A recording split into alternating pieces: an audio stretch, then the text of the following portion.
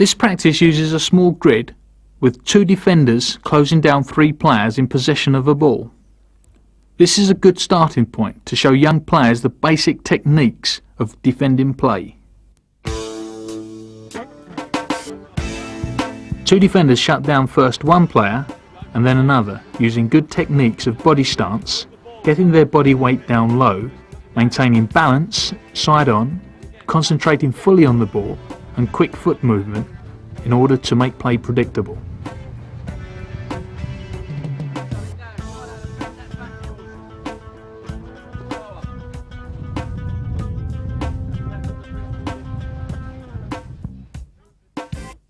Patience is important to the defender, so no rash challenges are made which may encourage the attacking player to play the ball past the defender. So in this drill, the defender does not have to challenge for the ball.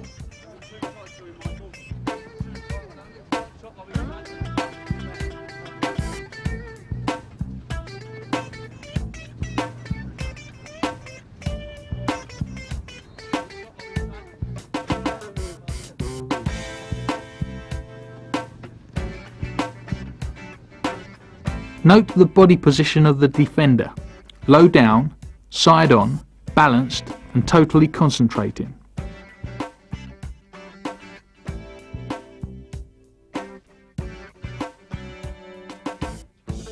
The next drill concentrates on interception play, where a defender is restricted to a central line and 4 players attempt to pass from one end of the grid to the other.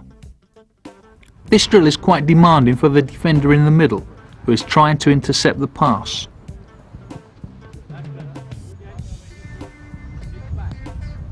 Quick footwork is required if a successful interception is to be made.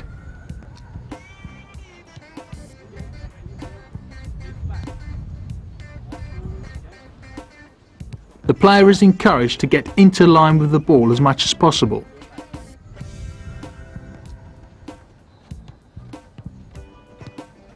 Restrict the yellow players to keep the ball on the floor. Also, the yellow player should stay at the back of the grid to give the defender a chance.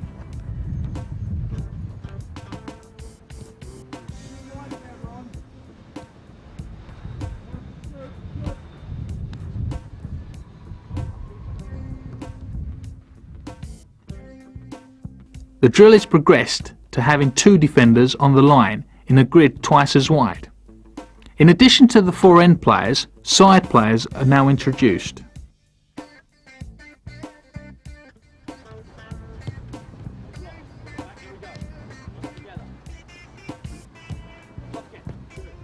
Side players can be used to bounce the ball off, whilst attempting to draw a defending player out of a good defending position and open up space for a through ball.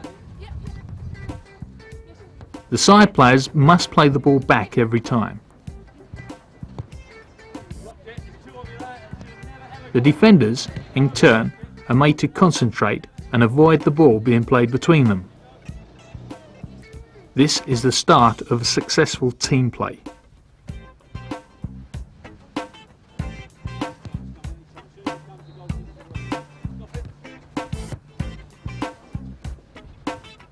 The defenders try and work as a unit. If they slack, it is a fairly simple task for the ball to be played past them.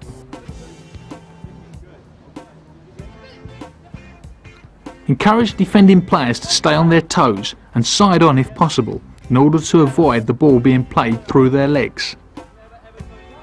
Again, this drill is quite demanding and so should only be carried out for short periods with the same 2 defenders, and regular changes should be made to these defending players.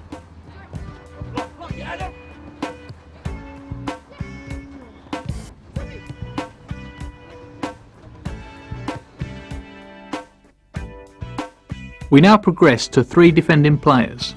The pitch is again wider and more players are introduced, as well as the existing 2 side players. This time 1 defender can leave the line and pressurise the ball. The other 2 must remain on the line whilst moving into good covering positions so that the ball cannot be played through them. It is important in this practice that the pressurising defender does not follow the ball across the back line. Instead, as the ball is moved across, the three defenders work as a unit to close down the ball and cover each other in a zonal fashion. One attacks the ball and the other two tuck in and cover. As the ball moves across, another defender pressurizes the ball, and so on.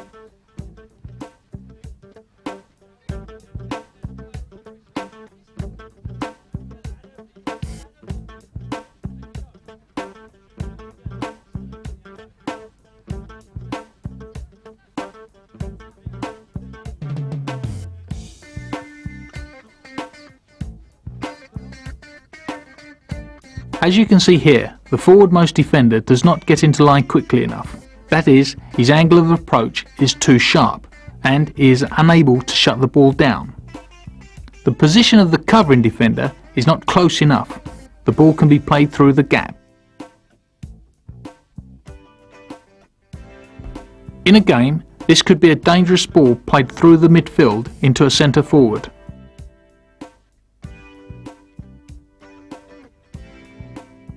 Here, the three defenders work well as a unit, closing down quickly and stopping any forward play. Eventually, a defender cuts out a pass, completely stopping an attack.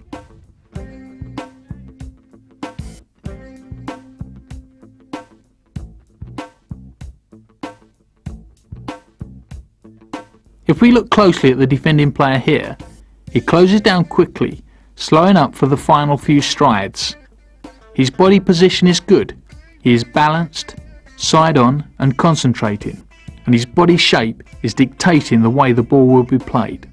Here, the second defender cannot intercept or make a challenge, but he slows down well, putting enough pressure on the attacker to stop forward play. Good defensive team play and communication is thus encouraged, and the defenders can even start to dictate the direction of play.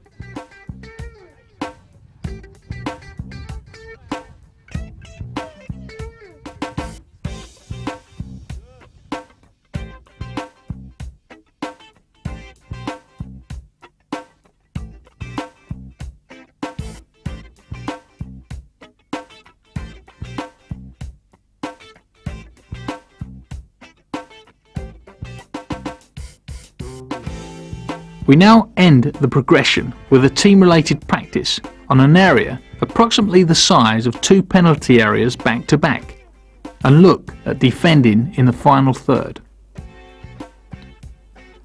Further defensive players are now introduced.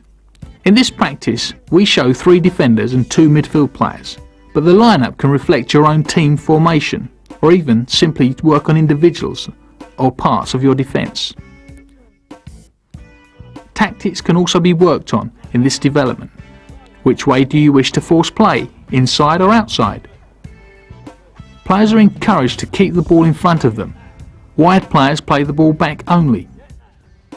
Defenders constantly take up good positions as the ball is moving.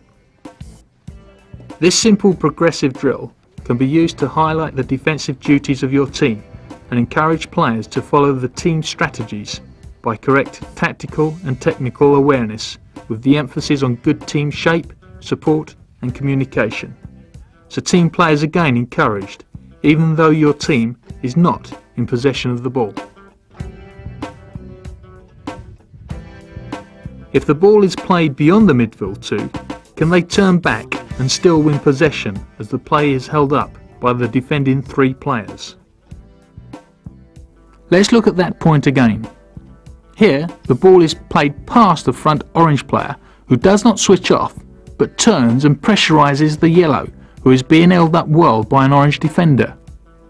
The attacking yellow has no choice but to play the ball back into his supporting players.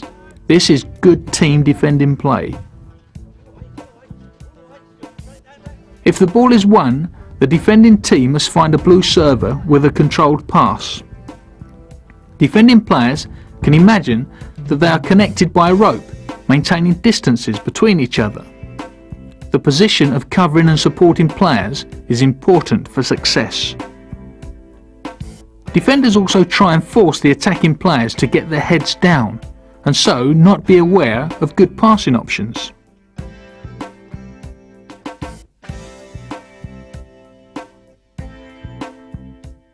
This miss a man routine uses two lines